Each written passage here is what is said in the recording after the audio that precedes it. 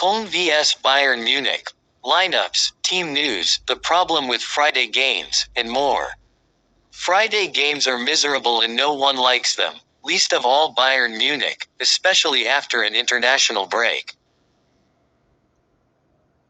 Most of the players just played a grueling round of international fixtures a few days ago, and many of them only just returned to Germany on Wednesday. This gives the coach a miserably small amount of time to get his team ready for the game against Köln. Team news: mercifully, Bayern Munich somehow escaped the international break with no new injuries.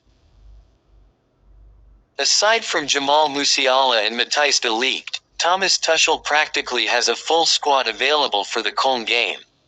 Of course, looks can be deceiving.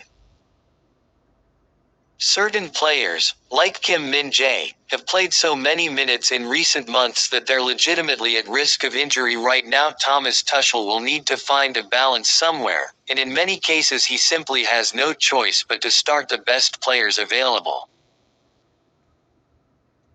In this case, it would mean having a lineup with Harry Kane up top and Thomas Muller behind him, with Kingsley Coman and Leroy Sané on the wings. Joshua Kimmich returns from suspension, and, while there is a certain section of the fanbase that would rather see him benched, the coach put his whole backing behind the embattled midfielder in his recent press conference. He will likely start alongside Leon Goretzka in a midfield pivot. This leaves the defense, which remains thin enough to select itself.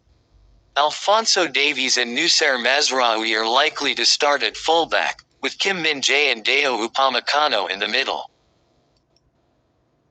Out of those four, only Upamecano got any rest during the break, the rest played non-stop games. Manuel Neuer, who was not called up for international duty this month, will reprise his role in the lineup as keeper.